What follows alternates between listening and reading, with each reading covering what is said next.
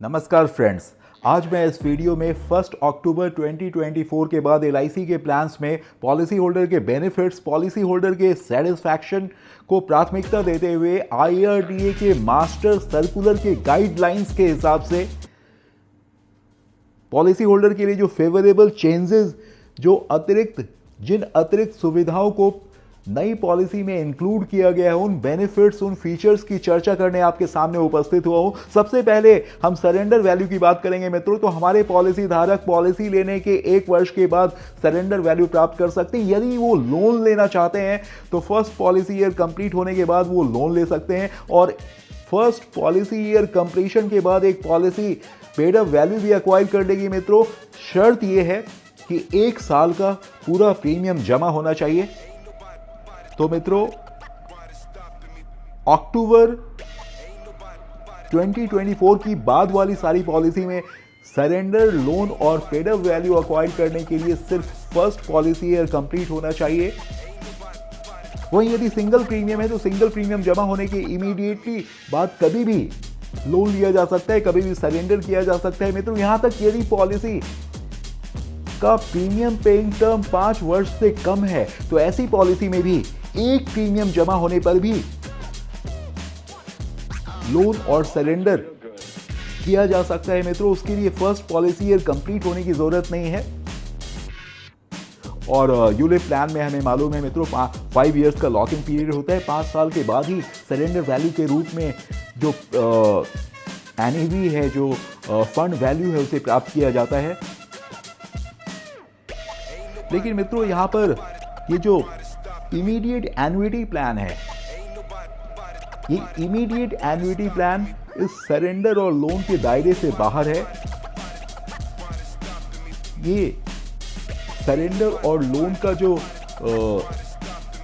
Rule है वो immediate annuity plan पे लागू नहीं है। इसीलिए हमने देखा कि हम एलआईसी के पास जो जीवन अक्षय 7 प्लान था वो एज इट इज अभी भी अवेलेबल है। उसमें किसी भी तरह का कोई परिवर्तन नहीं किया गया कि मित्रों, क्योंकि जीवन अक्षय 7 प्लान एक इमीडिएट एन्युटी प्लान है और इमीडिएट एन्युटी प्लान पे सरेंडर और लोन की जो गाइडलाइंस हैं, रूल्स रेगुलेशन है, वो लागू नहीं होते हैं।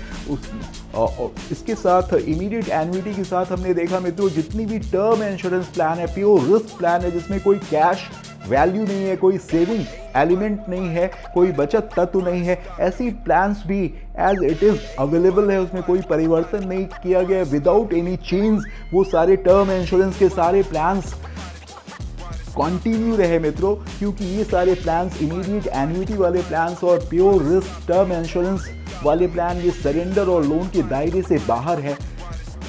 वहीं पर यदि डेफर्ड एन्युटी है मित्रों, जीवन शांति जैसी पॉलिसी जिसमें एक डेफरमेंट पीरियड के बाद एन्युटी शुरू होना है, वहां पर फिर सिंगल प्रीमियम है तो कभी भी लोन लिया जा सकता है, कभी भी सरेंडर किया जा सकता है मित्रों। टर्न अराउंड टाइम की भी बात कर लेते हैं।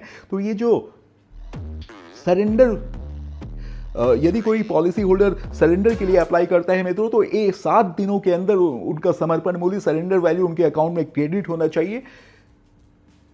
और यदि कोई व्यक्ति का मैच्योरिटी है, किसी पॉलिसी होल्डर का मैच्योरिटी हो, एसबी है या फिर एन्युटी उनको प्राप्त होना है, या फिर जो रेगुलर इनकम टाइप की पॉलिसी, जीवन उमंग, जीवन उत्सव जैसी पॉलिसी जिसमें एक रेगुलर इनकम का प्रोविजन है, तो ये जो एसबी पेमेंट है, मैच्योरिटी पेमेंट है, एन्युटी पेमेंट है और रेगुलर इनकम वाला पेमेंट है, वो ड्यू डेट में आईआरडीए के मास्टर सर्कुलर की गाइडलाइंस के हिसाब से जो ड्यू डेट है, उस ड्यू डेट में उनके अकाउंट में क्रेडिट हो जाना चाहिए। और सरेंडर के लिए हमने देखा मित्रों 7 डेज का एक टाइम लिमिट दिया गया है। तो ये सारी जो मैच्योरिटी प्रोसीड्स हैं या कोई भी पेमेंट है वो समय पर हमारे पॉलिसी होल्डर के अकाउंट में क्रेडिट हो सके, इसके लिए ज़रूरी है कि उनका अकाउंट नंबर अपडेटेड एलआईसी के पास, इंश्योरर के पास होना चाहिए मित्रों। इसलिए ये किसी भी प्रपोजर के लिए पॉलिसी लेते समय अपने अकाउंट नंबर का, बैंक अकाउंट का डिटेल्स प्रोवाइड करना मैंडेटरी हो गया है मित्रों, ताकि उनका जो maturity, SB, regular income, annuity, surrender जो भी है वो एक उस निश्चित समय सीमा पर उनके अकाउंट में क्रेडिट किया जा सके। इसलिए किसी भी प्रपोजल को पॉलिसी लेते समय अपना अकाउंट नंबर, इंश्योरर को या प्रपोजल के साथ प्रोवाइड करना एक मैंडेटरी हो गया है मित्रों। और यदि हम डेथ क्लेम की बात करें तो कोई ऑर्डिनरी डेथ क्लेम है तो 15 डेज का टाइम लिमिट रखा गया है, टैट रखा गया है मित्रों। और वहीं पर यदि कोई कॉम्प्लिकेटेड जिसमें इन्वेस्टिगेशन होना है या कोई अर्ली क्लेम है या कोई कॉम्प्लिकेशन वाला डेथ क्लेम है जिसमें इन्वेस्टिगेशन होना है, ऐसे क्लेम के लिए 45 डेज का टैट रखा गया है। जो मैक्सिमम समय सीमा है वो 45 डेज है। 45 डेज के अंदर उस मृत्यु दावा को भी सेटल करना है जिसमें इन्वेस्टिगेशन होना है। और साधारण जो मृत्यु दावा की जो केस है मित्रों उसे 15 डेज में सेटल करना है। तो मृत्यु दावा को समय पर सेटल किया जा सके इसके लिए ज़रूरी है कि नॉमिनेशन उस पॉलिसी में होना चाहिए मित्रों। इसलिए पॉलिसी लेते समय नॉमिनेशन को कंपलसरी मैंडेटरी कर दिया गया है। हमारे जो प्रपोजर हैं उन्हें नॉमिनी अपनी पॉलिसी में डालना होगा पॉलिसी लेते समय। तो ये जो नॉमिनी ताकि उनका death claim without any problem उनके बेनिफिशियरी को उनके नॉमिनी को दिया जा सके, इसके लिए ये ज़रूरी है कि पॉलिसी लेते समय उन्हें नॉमिनेशन करना होगा और उनको मैच्योरिटी बेनिफिट हमारे पॉलिसी होल्डर के अकाउंट में एसबी पेमेंट, एनवीटी पेमेंट, जो भी उनका पेमेंट है वो उनके अकाउंट में समय पर क्रेडिट हो सके। इसके लिए उनका बैंक अकाउंट डिटेल्स होना ज़रूरी है। इसलिए ये दो रिक्वायरमेंट है मित्रों, पॉलिसी लेते समय ये मैंडेटरी कर दिया गया है। अब हम बात करते हैं मित्रों, जब हमारे कस्टमर हमारे पॉलिसी होल्डर को पॉलिसी होने के बाद 15 डेज के अंदर एक पॉलिसी डॉक्यूमेंट उनके पास पहुंचना चाहिए। तो ये जो IRDA का मास्टर सर्कुलर के गाइडलाइंस के हिसाब से पॉलिसी डॉक्यूमेंट के साथ प्रपोजल फॉर्म का भी कॉपी होना चाहिए और benefit illustration, need analysis, suitability और ये सारी जो CIS कस्टमर इंफॉर्मेशन शीट है, ये सारे डॉक्यूमेंट्स भी प्रपोजल उनके पॉलिसी डॉक्यूमेंट, पॉलिसी दस्तावेज, बॉन्ड का एक हिस्सा होना चाहिए।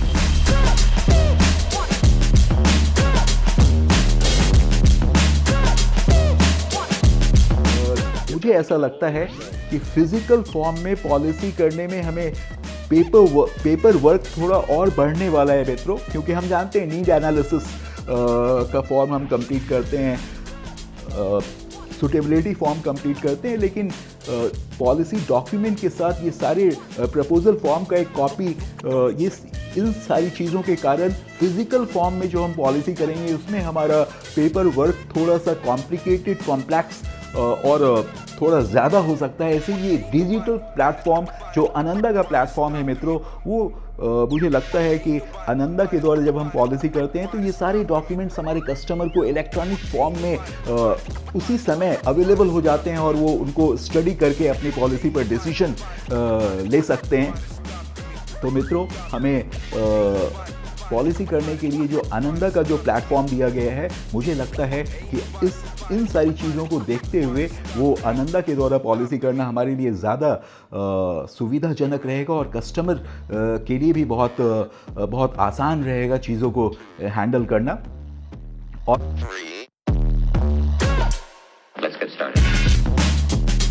एडवाइज़र हैं हमारे, वो एडवाइज़र हमारे पॉलिसी होल्डर के साथ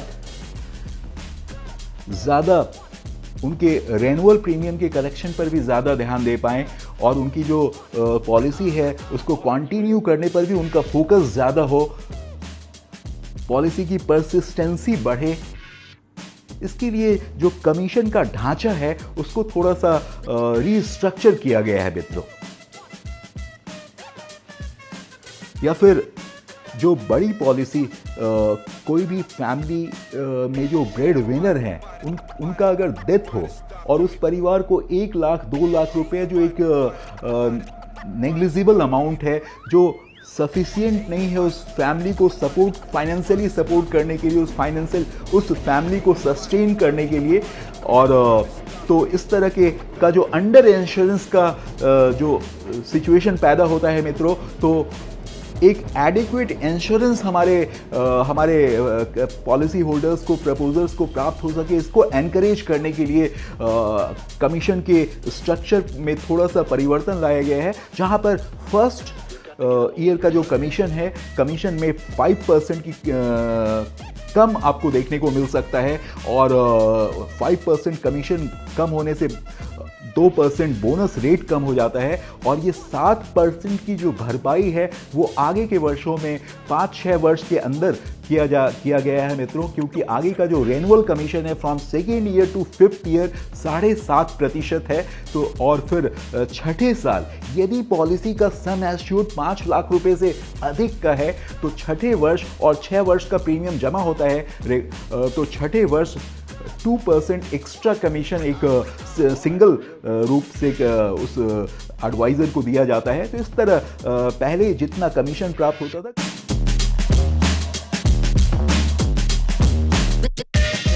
कुल मिलाकर के उतना ही कमीशन अभी भी प्राप्त होना है मित्रों, लेकिन उसे थोड़ा स्प्रेड कर दिया गया। फर्स्ट ईयर कमीशन को कम कर उसे आगे एडजस्ट किया गया ताकि पॉलिसी की परसिस्टेंसी बनी रहे और थोड़ा परसिस्टेंसी रेट बेहतर हो, और हमारे जो एडवाइज़र हैं वो एडिक्वेट इंश्योरेंस अपने प्रपोजल को देने के लिए मोटिवेट करे, प्रमोट करे। इसके लिए हाई सम एश्योर्ड के ऊपर भी 5 लाख या उससे अधिक के सम एश्योर्ड का अगर 6 वर्ष का प्रीमियम सही से जमा होता है तो छठे वर्ष एक 2% का अतिरिक्त कमीशन उन्हें दिया जाता है। तो इस तरह मित्रों परसिस्टेंसी और एडिक्वेट इंश्योरेंस, अंडर इंश्योरेंस ना हो, इन चीज़ों को प्रमोट करने के लिए ये एलिमेंट लाया गया है। लेकिन अभिकर्ताओं को कुल मिला के कोई उनके पूरे बेनिफिट में कुल रेम्यूनरेशन में किसी तरह का कोई अंतर नहीं है मित्रों।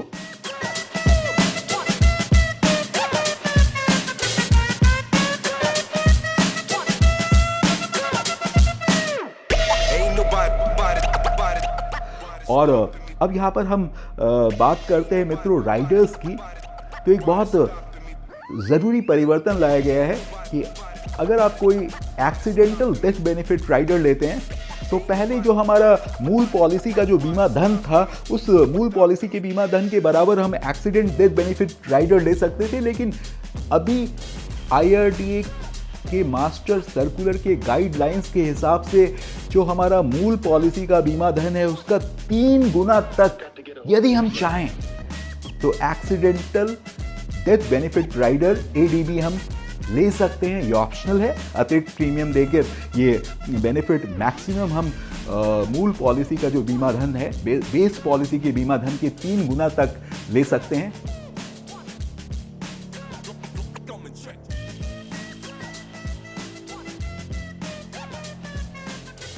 जबकि पहले 30 सितंबर तक हम मूल बीमा धन के बराबर ले सकते थे मित्रों।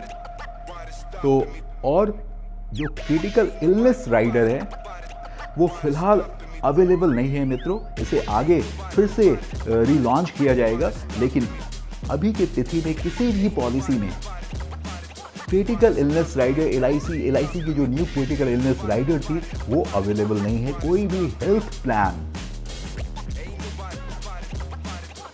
कैंसर कवर और आरोग्य रक्षक दोनों ही हेल्थ प्लान बंद हो गई मित्रों। और ये जो क्रिटिकल इलनेस राइडर है ये भी अवेलेबल नहीं है। तो हेल्थ से रिलेटेड जो भी फैसिलिटीज़ थी वो अभी तत्काल बंद है। उनमें जो IRDA के गाइडलाइंस के हिसाब से बहुत सारे चेंजेस उनके टर्म्स और कंडीशंस में बहुत सारे चेंजेस के साथ उन्हें फिर से रीलॉन्च किया जाएगा मित्रों, क्योंकि IRDA के गाइडलाइंस के जो ये मास्टर सर्कुलर है जो कि कहता है master circular on protection of policy holders interest. इस मास्टर सर्कुलर का नाम ही है master circular on protection of policy holders interest. तो पॉलिसी होल्डर के इंटरेस्ट के लिए, उनके इंटरेस्ट की प्रोटेक्शन के लिए जो ये मास्टर सर्कुलर बना है मित्रों, इसमें खासकर हेल्थ इंश्योरेंस के ऊपर बहुत तवज्जो दिया गया है। क्योंकि हेल्थ इंश्योरेंस एक ऐसा इंश्योरेंस है जिसमें दावा उत्पन्न होने की फ्रीक्वेंसी जनरल पॉलिसी से ज़्यादा होती है, लाइफ इंश्योरेंस पॉलिसी से ज़्यादा होती है मित्रों। लाइफ इंश्योरेंस पॉलिसी में किसी व्यक्ति का एक बार डेथ हो सकता है, लेकिन हेल्थ इंश्योरेंस प्लान में एक व्यक्ति बार बार बीमार पड़ सकता है। या फैमिली फ्लोटर टाइप की पॉलिसी है तो उसकी एक पॉलिसी में कोई भी मेंबर अगर बीमार पड़ते हैं तो उन्हें उनके पास दावा उत्पन्न होता है तो उन्हें क्लेम के सेटलमेंट में किसी भी तरह का कोई प्रॉब्लम ना हो, कोई भी समय उनका ना लगे और कोई परेशानी, कोई मुश्किलात उन्हें ना आए, इन चीज़ों को ध्यान में खास करके रखा गया है IRDA के इस मास्टर सर्कुलर के गाइडलाइंस के हिसाब से। यहाँ तक कि हमारे अगर कोई कोई हेल्थ इंश्योरेंस पॉलिसी में कोई क्लेम आता है तो हॉस्पिटल के साथ जो डील करना है वो इंश्योरेंस कंपनी को एक मैकेनिज्म, एक सिस्टम डेवलप करना होगा जो वो उस हॉस्पिटल के साथ मिलकर वो जो पेपर वर्क है, डॉक्यूमेंटेशन है, उसको कंप्लीट करे, उसके लिए वो अपनी पॉलिसी होल्डर को बॉदर ना करे, उनका समय और उनके एनर्जी उसमें वेस्ट ना की जाए, बल्कि जो इंश्योरेंस कंपनी है, इंश्योरर है, वो ही एक ऐसा मैकेनिज्म, एक ऐसा सिस्टम डेवलप करे जो उस हॉस्पिटल के साथ मिलकर उस डॉक्यूमेंटेशन को, उस फॉर्मेलिटी को, उस पेपर वर्क को पूरा कर सके, ताकि एक जेन्युइन क्लेम अगर है, एक सही व्यक्ति, एक जेन्युइन और एक जो सही कस्टमर हैं उन्हें किसी तरह की प्रॉब्लम का सामना ना करना पड़े, उन्हें कोई ज़्यादा समय उनका और एनर्जी उनका वेस्ट ना हो, इन चीज़ों को ध्यान रखा गया है। और ये जो दावा निपटारा की प्रक्रिया है, इसको सीमलेस बनाने की कोशिश की गई है। बहुत ही कस्टमर के पॉइंट ऑफ व्यू से ये बिल्कुल सरल होना चाहिए। उन्हें किसी भी तरह के कॉम्प्लिकेशन को इसके लिए फेस ना करना पड़े और ये जो हॉस्पिटल का चक्कर उन्हें ना लगाना पड़े। हॉस्पिटल के साथ ये जो इंश्योरर है, बीमा कंपनी है, खुद चीज़ों को हैंडल करे। तो ये सारी बहुत तरह के चेंजेस और मोरेटोरियम पीरियड को मित्रों 8 साल से घटा के 5 वर्ष किया गया है। तो ये बहुत तरह की चेंजेस लाए गए हैं। मोरेटोरियम पीरियड होता है मित्रों, जिसमें यदि कोई हेल्थ इंश्योरेंस कंपनी इस बेसिस पर किसी हेल्थ इंश्योरेंस के क्लेम को रेप्यूडिएट नहीं कर सकती है कि भाई आपको ये जो प्री एग्जिस्टिंग डिजीज़ था, कोई बड़ा डिजीज़ आपको पहले से था, आपको सेपरेशन ऑफ फैक्ट कंसीलमेंट, मतलब आपने उसे छुपाया, उसे इंश्योरेंस कंपनी को जाने अनजाने नहीं बताया, वो डिजीज़ जो है वो पॉलिसी लेने के पहले से एग्जिस्ट करी। तो इस तरह के एक्सक्यूज़ पे आप कह सकते हैं, या इस तरह के सिचुएशन में भी हेल्थ इंश्योरेंस कंपनी किसी क्लेम को रेप्यूडिएट नहीं कर सकती है यदि 5 वर्ष पूरा हो गया है तो, और पहले ये समय सीमा 8 वर्ष था। तो इस तरह से बहुत सारे चेंजेस कस्टमर के फेवर में, पॉलिसी होल्डर के फेवर में हेल्थ इंश्योरेंस में लाए गए हैं मित्रों। तो जो हमारा क्रिटिकल इलनेस राइडर और फिर जो हेल्थ इंश्योरेंस की जो प्लान्स आएंगे वो काफ़ी पॉलिसी होल्डर के लिए बहुत फेवरेबल, बहुत ही क्लाइंट कस्टमर फ्रेंडली होंगे और उनको बहुत सुविधाओं के साथ और उनको दावा के भुगतान में किसी तरह की कोई दिक्कत ना हो, इन सारे गाइडलाइंस के साथ, टर्म्स एंड कंडीशंस के साथ वो पॉलिसी रीलॉन्च की जाएगी, ये हम उम्मीद कर सकते हैं मित्रों।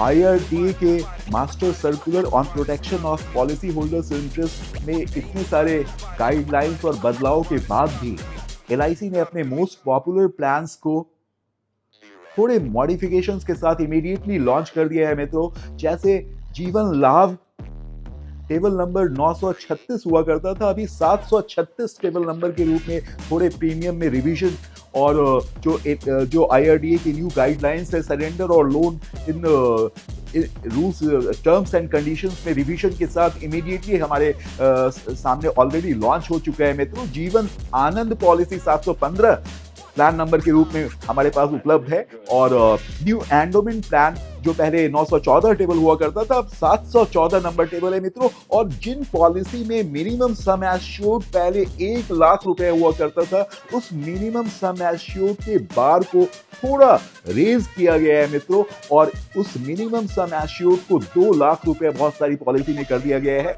और यदि सिंगल प्रीमियम एंडोमेंट प्लान जो पहले 917 टेबल हुआ करता था अब 717 टेबल के रूप में हमारे सामने है, उसमें मिनिमम सम एश्योर्ड को 50,000 से बढ़ाकर 1 लाख रुपीस कर दिया गया है। तो इस तरह सम एश्योर्ड कुछ पॉलिसी में बढ़ाया गया है मित्रों। और बच्चों को जो भी पॉलिसी हम दे सकते हैं उनका पहले मिनिमम एंट्री एज 90 डेज हुआ करता था, उस 90 डेज को 30 डेज कर दिया गया है मित्रों। अब 30 डेज के बच्चों को आप पॉलिसी दे सकते हैं।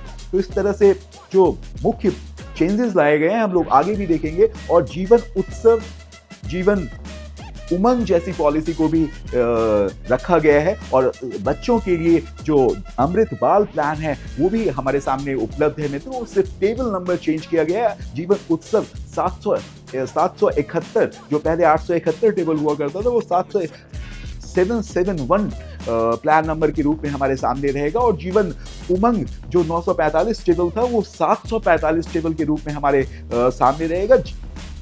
जीवन लक्ष्य पॉलिसी है 933 नंबर टेबल था मित्रों, वो भी 733 टेबल के रूप में है। और यूलिप प्लान में सिर्फ एक प्लान अभी हमारे बीच है मित्रों, जिसमें कोई भी चेंज नहीं किया गया, एज इट इज रखा गया है। वो इंडेक्स प्लस 873 नंबर टेबल अभी भी हमारे बीच में अवेलेबल है। तो ये जो नई प्लान्स जो इधर लॉन्च हुए थे मित्रों, यूं तो जितनी भी गारंटीड रिटर्न वाली, जिसे आप नॉन पार्टिसिपेटिंग प्लान भी कह सकते हैं, तो मैक्सिमम नॉन पार्टिसिपेटिंग प्लान्स को और मनी बैक प्लान्स को बंद कर दिया गया मित्रों। लेकिन ये जो रिसेंटली लॉन्च की हुई पॉलिसी थी अमृत बाल और जीवन उत्सव, ये गारंटीड रिटर्न होने वाली पॉलिसी होने के बावजूद भी ये दो पॉलिसी हमारे बीच अवेलेबल है, क्योंकि इन्हें रिसेंटली लॉन्च किया गया था। हो सकता है कि IRDAI के जो आने वाले गाइडलाइंस थे उनको एंटिसिपेट कर उनको पहले से उन बातों का ध्यान रखते हुए उस पॉलिसी को डिजाइन किया गया हो। तो गारंटीड रिटर्न वाली पॉलिसी में हमारे पास सिर्फ दो पॉलिसी कह सकते हैं हम कि हमारे पास उपलब्ध है मित्रों, जीवन उत्सव और अमृत बाल। ये दो प्लान हमारे पास गारंटीड रिटर्न वाली, और अधिकांश जो non participating guaranteed return type की जो पॉलिसी थी वो बंद हो चुकी है। बीमा ज्योति हो, चाहे जीवन और मनी बैक प्लान्स 920, 921, शिरोमणि, बीमा श्री, ये सारे प्लान्स जो गारंटीड रिटर्न वाले थे और मनी बैक प्लान्स ज्यादातर बंद हो गए हैं मित्रों। और यूनिट प्लान भी सारे बंद हो गए। सिर्फ एक इंडेक्स प्लस प्लान चूंकि रिसेंटली लॉन्च हुआ था, तो वो एक प्लान 873 नंबर टेबल हमारे बीच एज इट इज है, उसमें कोई भी परिवर्तन नहीं किया गया है मित्रों।